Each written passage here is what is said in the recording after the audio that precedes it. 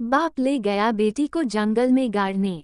एक दिन की बात है, एक लड़की की माँ खूब परेशान होकर अपने पति को बोली कि एक तो हमारा समय खराब और ऊपर से हम इतने गरीब, एक वक्त का खाना मिलना भी बड़ा ही मुश्किल हो रहा है और घर में सांप की तरह हमारी बेटी बड़ी होती जा रही है। इतनी गरीबी में हम इसकी शादी कैसे करेंगे। तभी उस बेटी का बाप भी पत्नी की बात सुनकर बड़ी ही सोच में पड़ गया और फिर एक दिन दोनों पति पत्नी ने अपने दिल पर पत्थर रखकर एक फैसला किया कि कल बेटी को जंगल ले जाकर उसे मारकर गाड़ देंगे। लेकिन उनकी इकलौती बेटी को तो इस बारे में कुछ पता ही नहीं था। उनकी बेटी अपने माता पिता से बहुत प्यार करती थी और घर का सारा काम भी वही करती थी और आज तक उसने अपने माता पिता से कुछ भी नहीं मांगा था क्योंकि वो अपने घर की सभी परेशानियों को समझती थी। अब अगले दिन सूरज निकलते ही माँ ने अपनी बेटी को सुबह जल्दी उठा दिया और फिर उससे लाड प्यार भी करने लगी और उसे खुद अपने हाथों से खाना बनाकर भी खिलाया और उसकी माँ ने जीवन में पहली बार उसे अपने गले से भी लगाया। तभी ये सब देखकर बेटी बोली कि माँ मुझे कहीं दूर भेज रही हो क्या, वरना आज तक आपने मुझे ऐसे कभी प्यार नहीं किया। लेकिन उसकी माँ कुछ भी नहीं बोली, बस चुप रही और फिर वो रोने भी लगी। बेटी लगभग समझ चुकी थी कि कुछ तो बात है, लेकिन बेटी माँ के आंसू देखकर कुछ नहीं बोली। तभी उसके पिता एक फावड़ा और एक चाकू लेकर आते हैं तो माँ ने रोते हुए अपनी बेटी को सीने से लगाया और फिर उसे बाप के साथ जाने के लिए कह दिया। अब बेटी पूरी तरह से समझ चुकी थी कि उसके माँ बाप के लिए वो बोझ बन चुकी है, लेकिन बेटी उनकी बहुत अच्छी थी और जाते जाते उसने अपनी माँ से कहा कि माँ हर जन्म में तुम ही मेरी माँ बनना। यह कहकर बेटी बाप के साथ चली गया।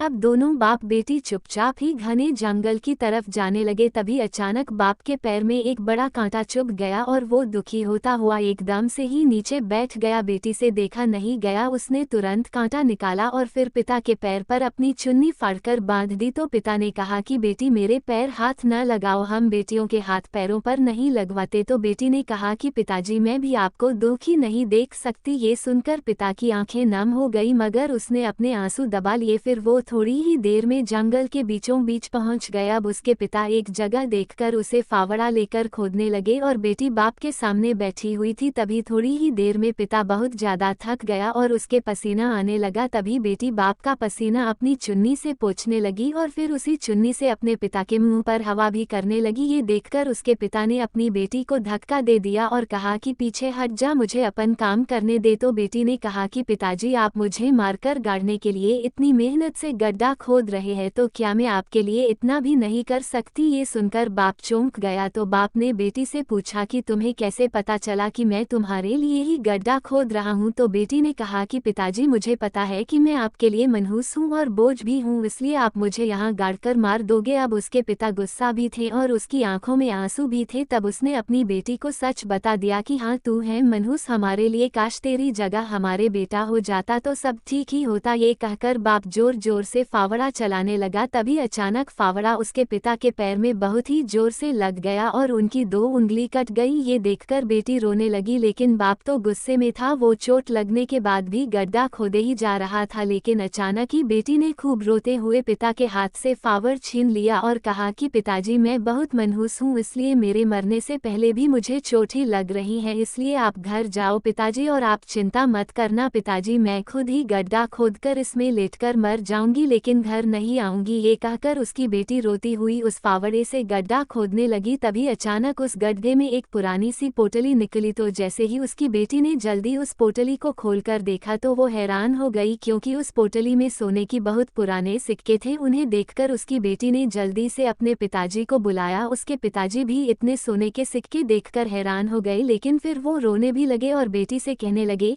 कि बेटी मुझे माफ कर दे, तू हमारे लिए मनहूस नहीं बल्कि शुभ है, वरना आज इस गड्ढे में ये सोने के सिक्के नहीं निकलते। अब घर चल बेटी। तो बेटी मुस्कुराने लगी और पिता से कहने लगी कि पिताजी अब जब आपको सोने के सिक्के मिल गए तो आप मुझे घर लेकर जा रहे हैं, फिर जब ये सिक्के खत्म हो जाएंगे तब फिर आप मुझे यही गाड़ने लेकर आओगे, इससे अच्छा है कि मैं अभी मर जाऊं। ये सुनकर पिता रोते हुए बेटी के पैरों में गिर गया और कहने लगा कि नहीं बेटी मुझे माफ कर दे, हमसे बहुत ही बड़ी भूल हो रही थी। बेटी मनसूम नहीं घर की लक्ष्मी होती है, तुम तो मुझसे इतना प्यार करती हो बेटी कि तुमने ही तो मेरे पैर का कांटा निकाला, जबकि मैं तो तुम्हें मारने लेकर जा रहा था, फिर भी तुम्हें अपने पिता से इतना प्रेम था। तुम्हारे इसी प्रेम ने मुझे अपना कर्तव्य याद दिला दिया। बेटी अब अगर भूख से मरना ही होगा तो हम तीनों साथ ही मरेंगे, वरना कोई नहीं।